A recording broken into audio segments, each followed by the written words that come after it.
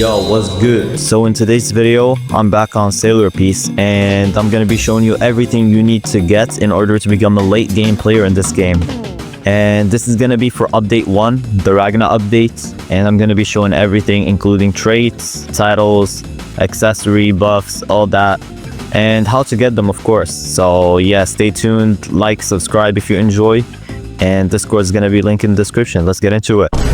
Okay, so for the buffs I'm gonna be talking about here, first I'm gonna start off with traits, then title, then how to get basically those, and then I'm gonna move on to accessories.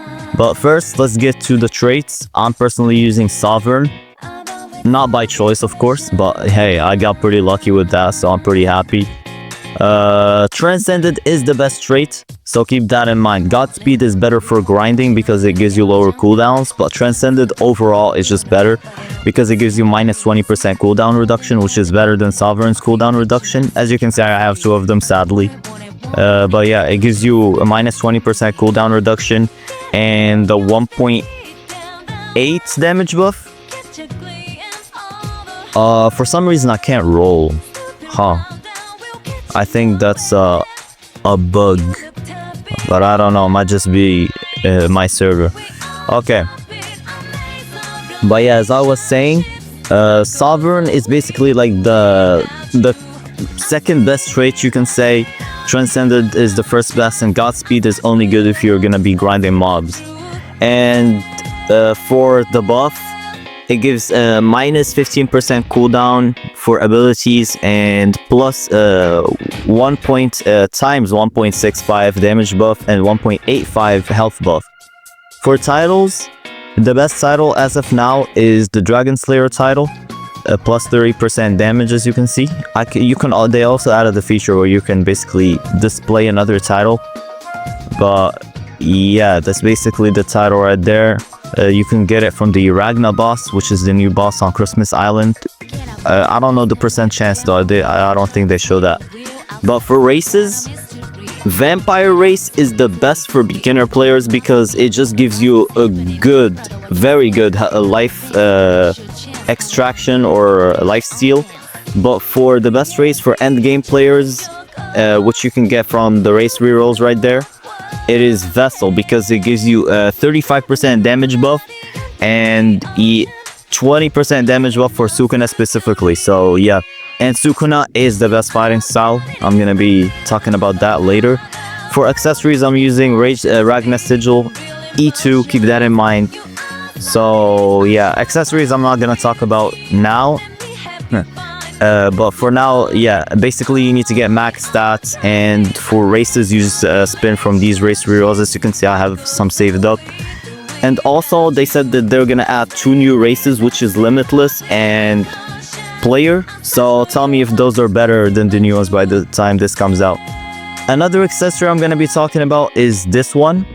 So this one is pretty good for beginner players, in my opinion, because Ragna is way too beefy. If you get Ragna's accessory, then that's pretty good. But yeah, I also have this one. It gives a decent damage buff, 35%, 45% defense, and a 17% damage reduction. And keep in mind, I do have it level number 1. For the Sigil, it gives 42% damage buff, 52% defense, and 18% damage reduction. Yeah, overall Sigil is better because it's theoretically easier to get. Okay, so now for the best specs to use in this game. First, we have Ragna. Of course, it came out this update and it's very, very OP. It proved its worth for sure. So I'm basically going to be doing a very, very quick guide on how to get this. First, this is where you get the Ragna Sigil from, and also the title. As you can see, the title doesn't show, but the sigil is right there. Yeah, I AFK this boss every night, and that's how I get a lot. I had 5, but my evolution did not work. So basically, you just buy the sword from there, and you go over here to talk to this guy, which he's gonna give you the quests. And once you finish the quest, your sword is basically gonna get a 35% damage buff. The sword is not gonna change. or any moves are gonna change. Basically, that's gonna be all. You just basically kill the boss, do the quest. The quest is hella tedious, don't get me wrong, but yeah, that's basically all. Now, for the best fighting style, which is Sukuna, for sure, like by a mile, especially with the vessel race buff. I don't know if Limitless is gonna boost Gojo later on, but yeah, if it does, keep in mind that this video will be outdated by then. This is for Ragna update 1. Yeah, so to get Sukuna, I'm gonna do a quick guide on this real quick. So you basically talk to this NPC, he asks you to deal a bunch of damage.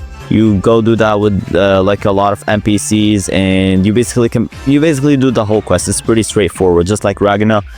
And here you get 1 Crimson Heart, 3 Dismantle Fangs, and 7 Fingers.